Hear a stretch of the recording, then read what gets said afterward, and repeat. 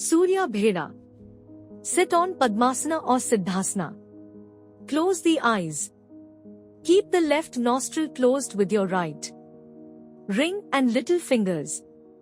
Slowly inhale without making any sound as long as you can do it comfortably. Through the right nostril.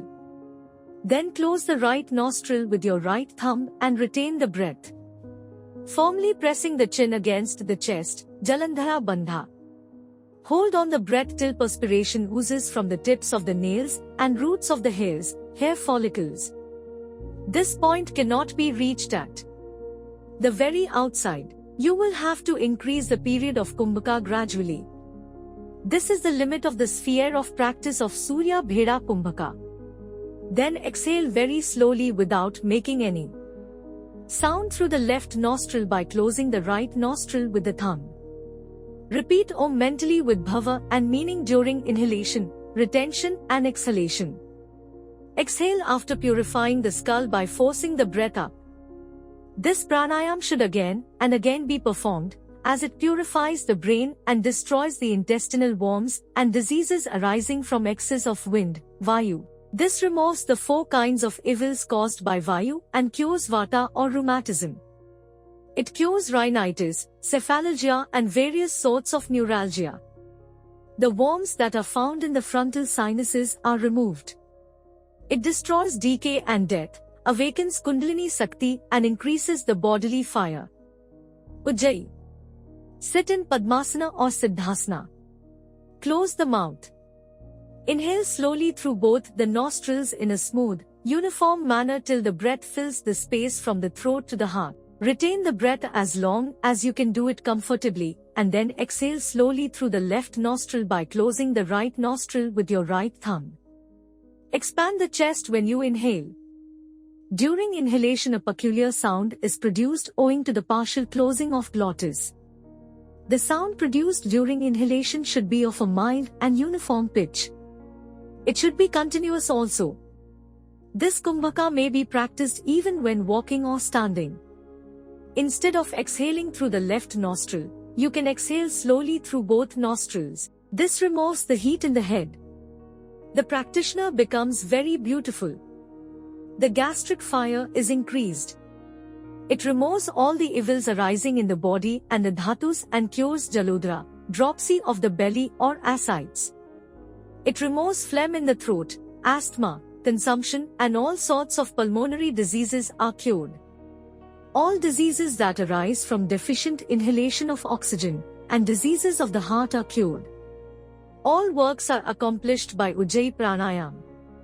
The practitioner is never attacked by diseases of phlegm, nerves, dyspepsia, dysentery, enlarged spleen, consumption, cough or fever.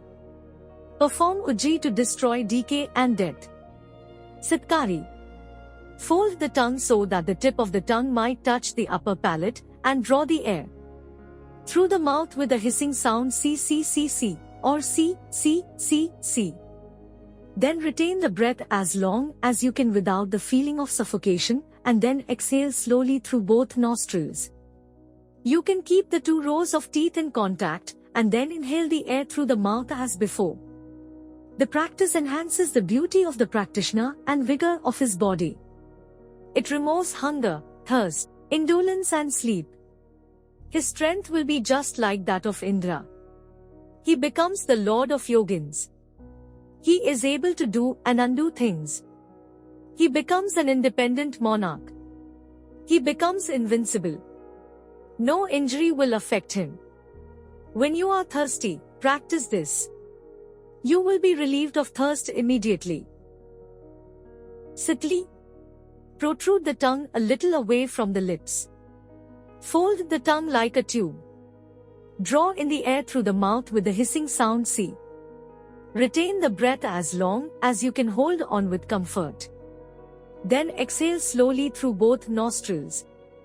Practice this daily again and again in the morning from 15 to 30 times. You can do this either on Padmasana, Siddhasana, Vajrasana or even when you stand or walk. This pranayama purifies the blood. It quenches thirst and appeases hunger. It cools the system. It destroys gulma, Chronic dyspepsia, pliha, inflammation of various chronic diseases, fever, consumption, indigestion, bilious disorders, phlegm, the bad effects of poison, snake bite, etc. When you are caught up in a jungle or any place where you cannot get water, if you feel thirsty, practice this pranayama. You will be at once relieved of thirst. He who practices this pranayama regularly will not be affected by the bite of serpents and scorpions. Sitli Kumbhaka is an imitation of the respiration of a serpent. The practitioner gets the power of casting his skin and enduring the privation of air, water and food. He becomes a proof against all sorts of inflammations and fever. Bhastrika. In Sanskrit, bhastrika means billows. Rapid succession of forcible expulsion is a characteristic feature of bhastrika. Just as a blacksmith blows his billows rapidly, so also you should move your breath rapidly. Sit on Padmasana. Keep the body, neck and head erect. Close the mouth. Next, inhale and exhale quickly 10 times like the billows of the blacksmith. Constantly dilate and contract. When you practice this pranayama, a hissing sound is produced. The practitioner should start with rapid expulsions of breath following one another in rapid succession. When the required number of expulsions, say 10 for a round, is finished, the final expulsion is followed by a deepest possible inhalation. The breath is suspended as long as it could be done with comfort. Then deepest possible exhalation is done very slowly. The end of this deep exhalation completes one round of bhastrika. Rest a while after one round is over by taking a few normal breaths. This will give you relief and make you fit for starting the second round. Do 3 rounds daily in the morning. You can do another 3 rounds in the evening also. Busy people who find it difficult to do 3 rounds of bhastrika can do 1 round at least. This also will keep them quite fit. Bhastrika is a powerful exercise. A combination of Kapalbhati and Ujjayi makes up bhastrika. Practice Kapalbhati and Ujjayi to start with. Then you will find it very easy to do bhastrika. Some prolong the practice till they get tired. You will get perspiration profusely. If you experience any giddiness, stop the practice and take a few normal breaths. Continue the practice after the giddiness has vanished. Bhastrika can be done both in the morning and evening in winter. In summer, do it in the morning only during cool hours. Bhastrika relieves inflammation of the throat, increases gastric fire, destroys phlegm, removes diseases of the nose and chest and eradicates asthma, consumption, etc. It gives good appetite. It breaks the 3 granthis or knots viz. Brahma Granthi, Vishnu Granthi and Rudra Granthi. It destroys phlegm, which is the bolt or obstacle to the door at the mouth of Brahma Nadi, Sushumna. It enables one to know the Kundalini. It removes all diseases which arise from excess of wind, bile and phlegm. It gives warmth to the body. When you have no sufficient warm clothing in a cool region to protect yourself from cold, practice this pranayama and you will get sufficient warmth in the body quickly. It purifies the nadis considerably. It is the most beneficial of all kumbhakas. Bhastrika Kumbhaka should be specially practiced as it enables the prana to break through the 3 granthis or knots that are firmly located in the Sushumna. It awakens the Kundalini quickly. The practitioner will never suffer from any disease. He will always be healthy. The number of exhalations or rounds is determined by the strength and capacity of the practitioner. You must not go to extremes. Some students do 6 rounds. Some do 12 also. You can practice bhastrika in the following manner. There is some slight change in the end. Having inhaled and exhaled quickly 20 times, inhale through the right nostril, retain the breath as long as you can do it comfortably, and then exhale through the left nostril. Then inhale through the left nostril, retain the breath as before, and then exhale through the right nostril. Repeat Om mentally with bhava and meaning throughout the practice. There are some varieties of Bhastrika wherein one nostril only is used for breathing purposes, and in another variety the alternate nostrils are used for inhalation and exhalation. Those who wish to do Bhastrika for a long time in an intense manner should live on khichdi and take an enema or do bhasti in the morning before starting the practice. Bhramari. Sit on Padmasana or Siddhasana.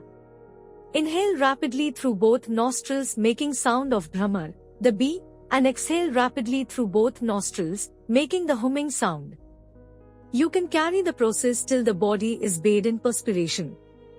In the end, inhale through both nostrils, retain the breath as long as you can do it comfortably, and then exhale slowly through both nostrils. The joy which the practitioner gets in making the kumbhaka is unlimited and indescribable. In the beginning, heat of the body is increased as the circulation of blood is quickened.